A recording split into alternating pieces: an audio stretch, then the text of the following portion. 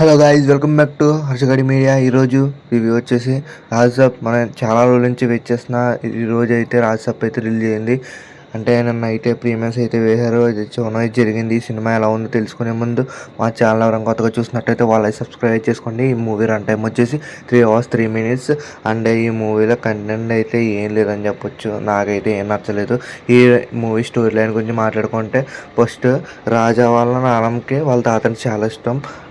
తర్వాత రాజా వాళ్ళ తాతని ఎత్తుక్కుంటా వెళ్ళి ఏం జరిగింది, అక్కడ ఏం సిచ్యువేషన్స్ ఫేస్ చేశాడు, ఆ తర్వాత తెలిసిన నిజాలేంటి, అదే స్టోరీ అండి. స్టోరీ కూడా పెద్దగా ఏం లేదు. నాకు ఫస్ట్ హాఫ్ అయితే అసలు ఏం నచ్చలేదని చెప్పొచ్చు.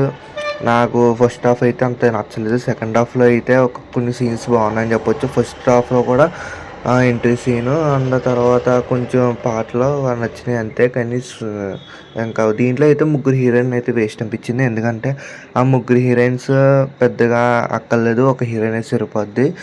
మిగతా సీన్స్ అంతా అసలు నచ్చలేదండి. అవుట్డేటెడ్ ఫీల్ అయితే కలిగింది.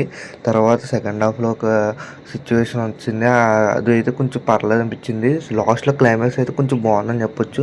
కొంచెం వెరైటీగా అయితే డిజైన్ చేశారు. మిగతా అంతా డొల్లా. సినిమా అంతా ఏం లేదు, పెద్దగా నాకు నచ్చలేదు. మీకు మీరైతే ఈ సినిమా చూసుంటే ఖచ్చితంగా కామెంట్లో తెలియచేయండి.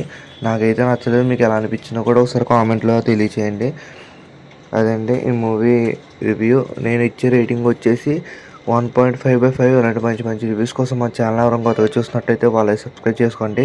ఈ పండగకి రివ్యూస్ అన్నీ అందరికంటే ముందు అయితే నేను పెట్టడానికి ట్రై చేస్తాను. మీరు కొంచెం సబ్స్క్రైబ్ చేసుకుంటే మాకైతే కొంచెం ఇంకా కొన్ని మంచి వీడియోస్ పెట్టినాక వీలుగా ఉంటుంది.